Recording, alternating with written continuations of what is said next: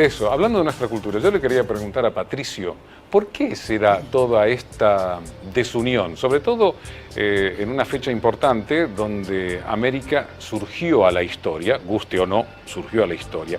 ¿Por qué nosotros, que podíamos haber sido una gran nación, terminamos combatiendo en rencillas y desunidos? Bueno, porque básicamente se abandonó la historia y la tradición.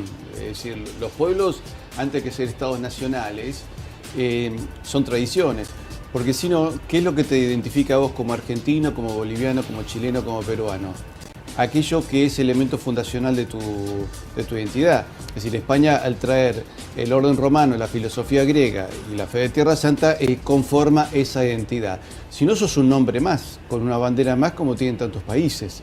Pero, es decir, no existe la argentinidad, la chilenidad, la bolivianidad o la peruanidad como identidad profunda, sino que son la corporización en estados modernos de aquella tradición española.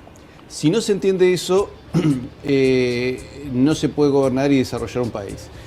Y el tema que detrás de todo eso, y destruyendo eso y sabiendo que eso era fuerte, Inglaterra estuvo generando la guerra del Pacífico. También tuvo que ver entre la guerra del Chaco entre Bolivia y Paraguay. Pero la guerra del Pacífico tuvo muchísima importancia, ¿no es cierto? Estaba el tema del guano, que además tenía aplicaciones incluso creo que para la pólvora. Sí, entonces, igual que el salitre. Vos sabés que era la guerra del guano, la guerra del salitre, la guerra del Pacífico o la guerra de los 10 centavos. Así se la conoció. Y hay una película chilena que critica, ¿sabés, Patricio? El hecho de decir, nosotros nos estamos peleando entre nosotros y aquí los que van a ganar son los ingleses.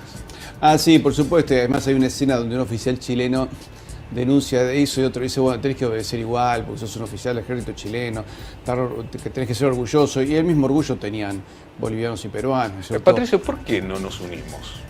Y ¿Por qué no alguna vez estuvimos juntos? Vos fíjate, a ver si me seguís. Algunos te dicen que la patria es donde uno nace. Yo sostengo que la patria es el idioma que uno habla, porque es la identidad que vos tenés desde la cuna. Bueno, vos hablas español en cualquier lugar donde hayas nacido. Entonces el idioma es una marca al rojo vivo que tenés. Vos fíjate, yo lo he visto en muchos inmigrantes, Patricio, que han venido de Europa aquí. Es un ejemplo tonto, pero que vale. Están golpeando un clavo con un martillo. Cuando se golpean el dedo, aunque hayan estado acá 20 años, no dicen la palabrota en español, lo dicen en su idioma nativo. Sí. Ahí te das cuenta que la patria es el idioma. Sí, y por otra parte, digamos, todos los sudamericanos que son hispanoamericanos, mal llamados latinoamericanos. Mal llamados latinoamericanos. La latinidad no existe. Cuando vienen acá, es decir, sí, la latinidad existe en cuanto si tomás el Imperio Romano. Si no, digamos, tomás digamos, la herencia romana de España y la religión católica como elemento constitutivo, ¿no es cierto? Pero tomás cualquier venezolano que está viendo acá y vos no notás mucha diferencia. De hecho, vos, por ejemplo, los bonaerenses y los porteños son mucho más parecidos a los montevideanos y los entrerrianos a la gente del norte de Uruguay que tal vez a un jujeño, ¿no es cierto? Claro. El jujeño es mucho más parecido a un boliviano. Y hay mendocinos que se parecen más tal vez a un chileno. Entonces, en realidad, pues decir, ¿por qué no nos podemos unir? Y bueno, porque tenemos el pecado original de habernos desunido. Es decir, si los pueblos de Hispanoamérica entendemos que éramos un solo país, de acá hasta California, y que lo desperdiciamos, que tenemos una moneda, un rey, un gobierno, todo en conjunto, si eso no lo podemos ver, tenemos un problema para entendernos, ¿cierto? Enrique, teniendo en cuenta lo que señaló Patricio, la situación de Bolivia y Chile y otros problemas de fronteras que en realidad, siendo todos el mismo país, son problemas internos, no son problemas entre naciones, porque somos todos la misma, estamos de acuerdo en eso, ¿no? Sí. No le ves viso de solución. Evidentemente no, porque responde nuestra balcanización, como recién lo comentaba Patricio, ¿no? Nuestra balcanización responde a la geopolítica inglesa del siglo XVIII. Desde aquel momento viene la balcanización de toda nuestra región. Y siempre me llamó la atención, en el planeta no hay país, que me perdonen los hermanos chilenos por lo que voy a decir, pero en el planeta no hay país con geografía más ridícula que la geografía que tiene Chile. Y eso quiere decir claramente que Chile fue dibujado por alguien que no quería que el país que se terminara armando en el Cono Sur fuera un país bioceánico, que tuviera salida tanto al Pacífico como al Atlántico. Y ahí marcaron la línea divisoria, pero donde cruzaron la línea dejaron hermanos divididos de un lado y del otro, y eso es lo que deberíamos empezar a tomar conciencia para arreglarlo, ¿no? Porque no hay que ir a los tribunales en La Haya para que nos solucionen un problema que es parte de nuestra cultura. Pero los medios de comunicación, Manuel, sobre todo anglos, yo creo que hay, no sé si ustedes estarán de acuerdo, pero creo que hay un choque de culturas anglos contra hispánicos. ¿Lo hay o no? Vos fíjate, por ejemplo, existe algo que yo llamo cipallismo lingüístico. ¿Cómo está tu look? Sí. Está muy cool. Hay que ayornarse.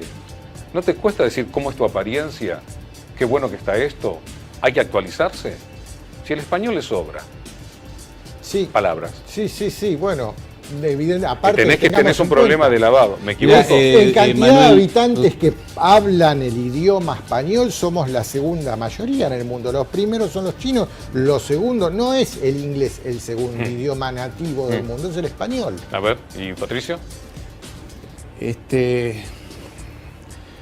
Ya decía Jorge Abelardo Ramos que Inglaterra le hacía la guerra a España ya en la época de Felipe II, ¿no? Sí, claro. Y por un tema religioso, básicamente. Porque son dos concepciones espirituales distintas de la economía y de la política, ¿no? En el mundo español el ser humano importaba. En el mundo anglosajón no era así. Vos pensás que en el mundo español una mujer podía en el siglo XVI ser dueña de sus propiedades, comercializar libremente. En el mundo anglosajón, un inglés tuvo derecho hasta principios del siglo XX a vender a su esposa, por ejemplo. Fíjate la diferencia entre un mundo y otro. Por eso, en realidad, si no entendemos que debemos unificarnos para enfrentar los conflictos del siglo XXI, va a ser muy difícil. ¿Por qué? Porque los hispanoamericanos somos más o menos unos 400 millones de habitantes.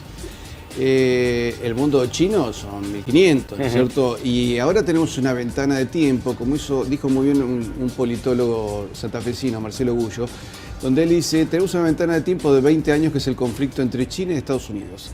Ahí se va a definir la potencia hegemónica del siglo XXI. Los chinos tienen mucha autodisciplina y los norteamericanos, bueno, ahora tienen un nacionalista que está viendo cómo pegarle la vuelta a toda esta situación.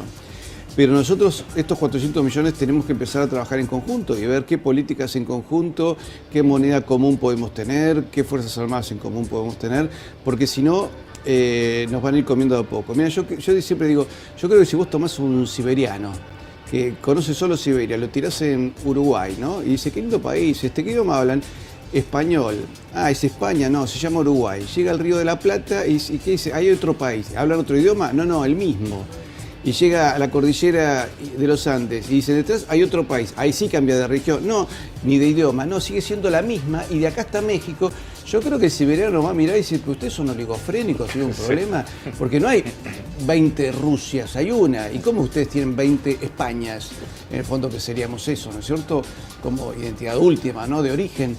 Entonces no entendería el por qué nosotros nos hemos balcanizado.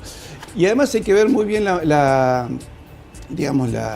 maniobra inglesa, porque nosotros teníamos la moneda más poderosa del mundo en su momento durante el imperio, que era el real de 8. Y bueno, fíjate que eso nosotros lo hemos perdido en beneficio del dólar, y ahora veremos si es el yuan o quién es el que se convierte en moneda mundial, ¿no? Patricio, fuiste muy claro, pero es un tema que da para largo y para pensar. Patricio Lons y Enrique Romero, muchas gracias por habernos acompañado.